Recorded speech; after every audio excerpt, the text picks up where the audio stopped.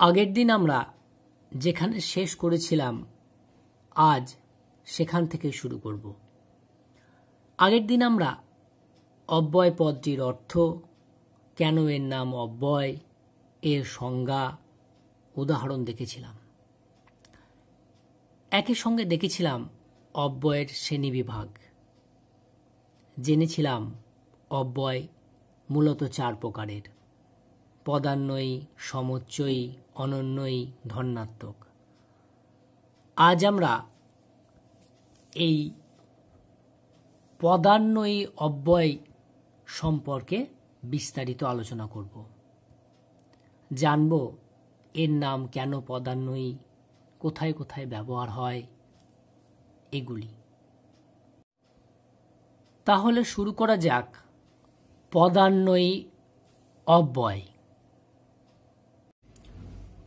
পদান্বয়ী পদান্বয়ী শব্দটির অর্থের মধ্যেই রয়েছে এই অব্যয়ের মূল রহস্য। পদান্বয়ী পদটিকে ভাঙলে পাওয়া যায় পদ যুক্ত অন্বয়ী। এই অন্বয়ী শব্দটি এসেছে অন্বয় থেকে।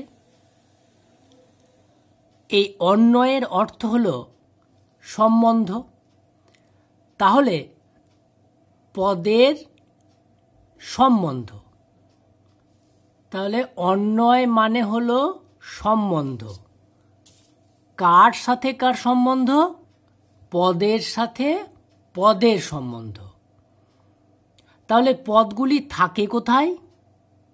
বাক্যের মধ্যে। তাহলে পুরোটা একবার দেখে নিই। বাক্যের মধ্যে যে পদগুলি থাকে সেই পদগুলির সঙ্গে সম্বন্ধই হচ্ছে পদান্বয়ী অব্যয়।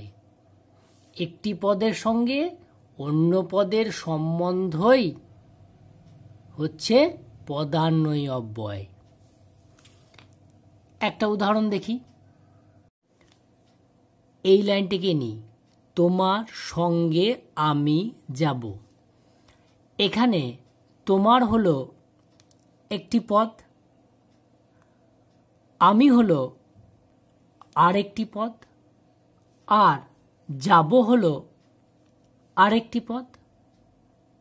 তাহলে তোমার পদ, আমি পদ, যাব পদ।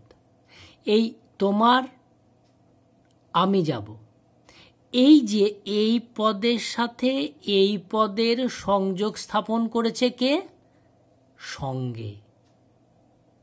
তাহলে সঙ্গেটি হলো বা সঙ্গে পদটি হলো পদান্বয়ী অব্যয়।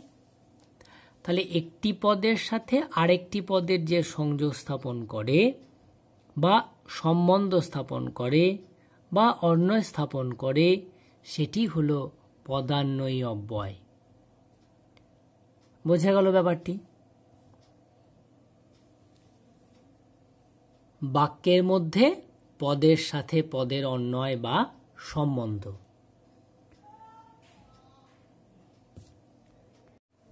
যে অব্যয় বাক্যের মধ্যে এক পদের সঙ্গে অন্য পদের অন্বয় বা সম্বন্ধ দেখায় সেটি হলো পদান্বয়ী অব্যয়।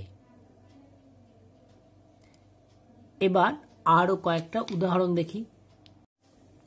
এর অজস্র অসংখ্য উদাহরণ রয়েছে।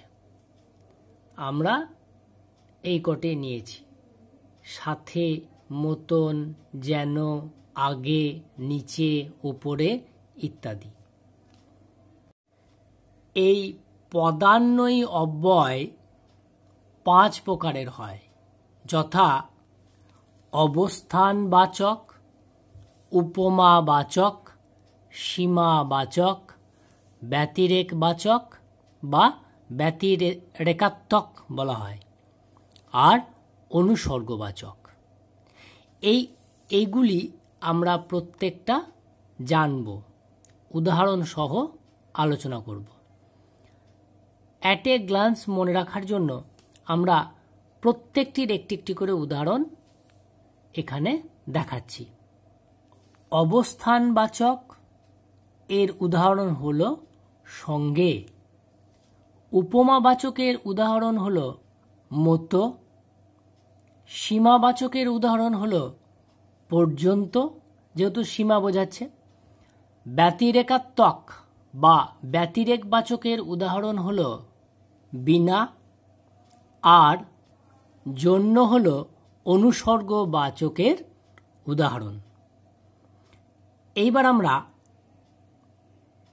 কোনটি কোন জায়গায় হয় এইগুলি উদাহরণের সাহায্যে একবার দেখে নিই।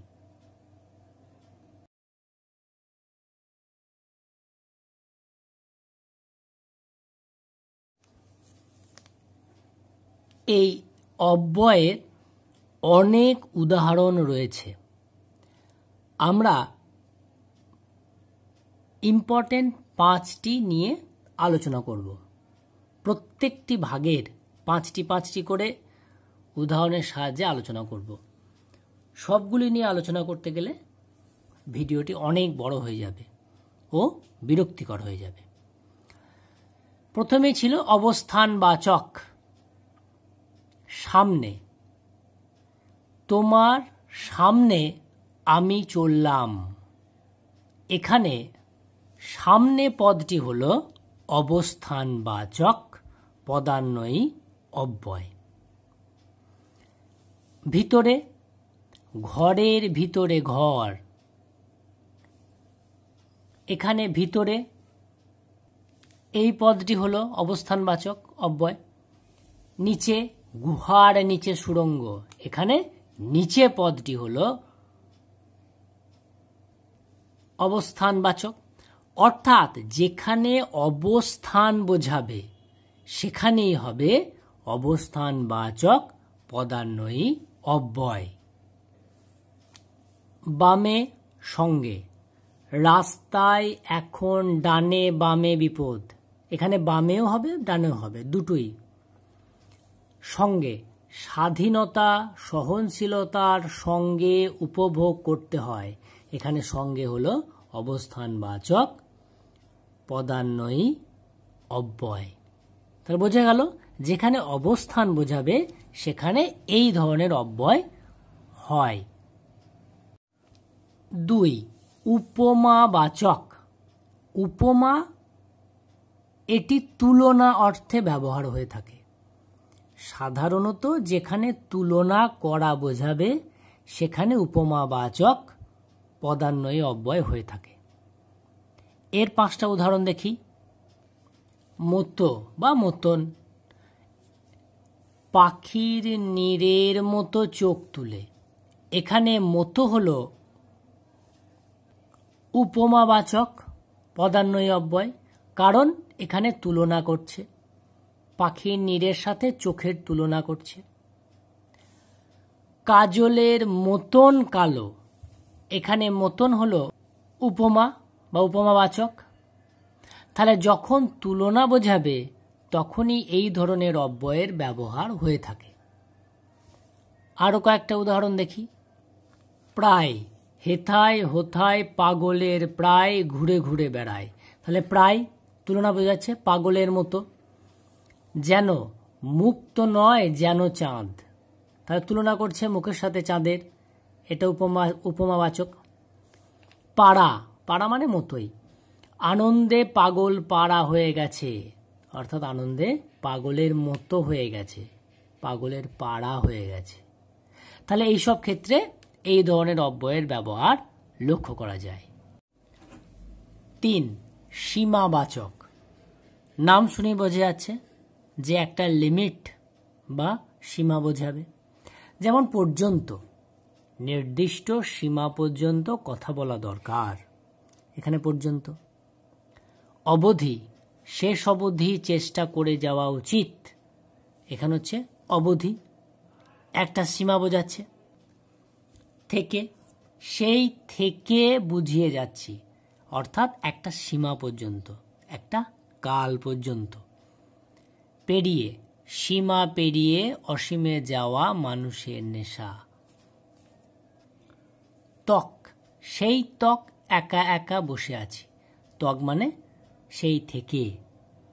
তাহলে এই সকল ক্ষেত্রে এই ধরনের অব্যয় লক্ষ্য করা যায়। ব্যতিরেকাত্মক, ব্যতিরেক মানে হচ্ছে ছাড়া।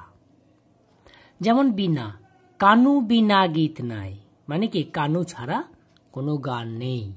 এই অর্থে এই ধরনের অব্যয়ের ব্যবহার হয়ে থাকে। তাহলে আমরা বুঝতে পারলাম ছাড়া।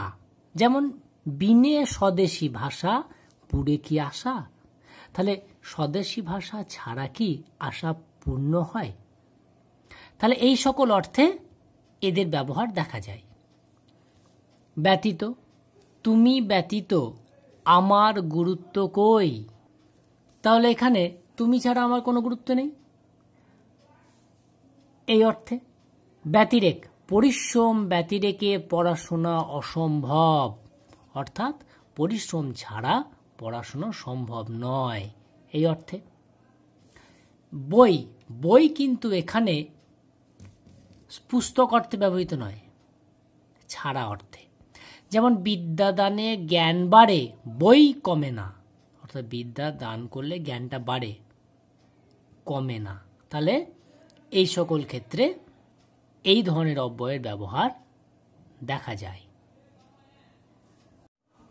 অনুসর্গবাচক, অর্থাৎ যেখানে অনুসর্গের ব্যবহার হয় সেখানে এই ধরনের অব্যয় দেখা যায়। অনুসর্গ এক প্রকারের অব্যয়। যেমন ছলে, ছলে বলে কৌশলে রাবণ সীতাকে হরণ করেছে, এখানে ছলে পদটি হলো অনুসর্গবাচক। মারফত, মারফত এই পদটি হলো অনুসর্গবাচক। লোক মারফত খবর পেলাম। আরো কয়েকটা উদাহরণ দেখি।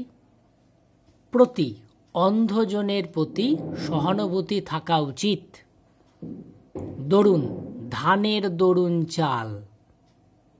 তরে, সকলের তরে সকলে আমরা।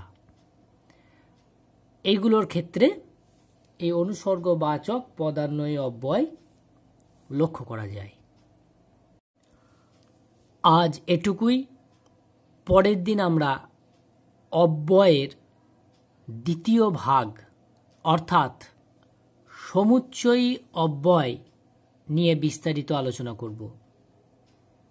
অব্যয়ের এই আলোচনা তোমাদের কেমন লাগছে অবশ্যই কমেন্ট বক্সের মাধ্যমে জানাবে।